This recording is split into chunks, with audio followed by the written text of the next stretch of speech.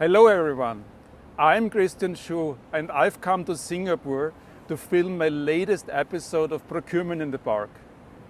Why Singapore? Well, I'm promoting my new book, Profit from the Source, which as subscribers to my channel will know, is a guide for CEOs on why and how to put suppliers at the core of their business. And Singapore is a critical link in the global supply chain. Of course, the city-state is one of Asia's great financial centers. Indeed, in the race with Hong Kong and Shanghai, Singapore is, according to the Economist, in the pole position.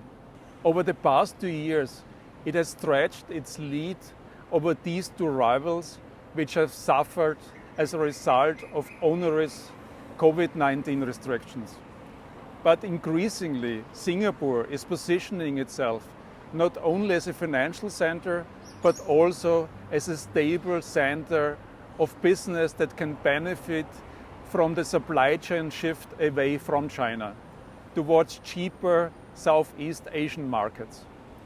As China has become a more expensive place to manufacture goods, and as the undeclared trade war between the United States and China has intensified, global companies have been actively searching for alternative places to produce their goods, source critical supplies, and base their regional businesses. Vietnam, Malaysia, and Indonesia have been early beneficiaries of the shift away from China. But Singapore is another beneficiary that has much to recommend it. It has a young and diverse workforce, strong institutions, and some leading universities, with a track record of innovation. Also, its strategic position along one of the great trade routes, linking China and the West, gives it some enviable advantages. Indeed, to capitalize on this, Singapore in September unveiled its new mega port of the future. When it is finally completed in 2040, Tuas Port will be the world's single largest container port. To tell us more, I've invited my Boston Consulting Group colleague, Alex Dolya, to give us some on-the-ground insights. Alex, great to have you. What are Singapore's particular merits as a center of the global supply chain?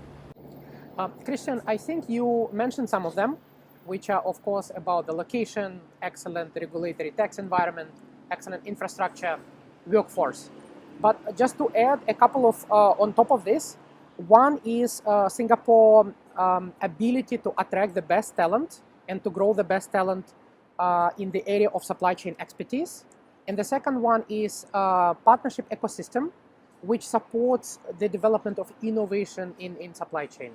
This, of course, includes academic institutions, it includes businesses and startup companies as one of the most important part of this ecosystem. Alex, today Singapore is mainly viewed as a great financial center. If you look ahead, say 5, 10 or 15 years, what do you think will Singapore be known for? What will be its place in the global supply chain? Christian, I think Singapore is pushing quite a lot to be the center of supply chain innovation, specifically in the areas of green and sustainability, as well as resilience. So I wouldn't be surprised if in 5-10 years, actually the center of expertise, as well as a lot of supply chain innovation and services, will be in Singapore and coming from great talent and ecosystem of innovation, which is here. Well, thank you, Alex, for your very insightful perspectives. I look forward to seeing what happens over the next few years.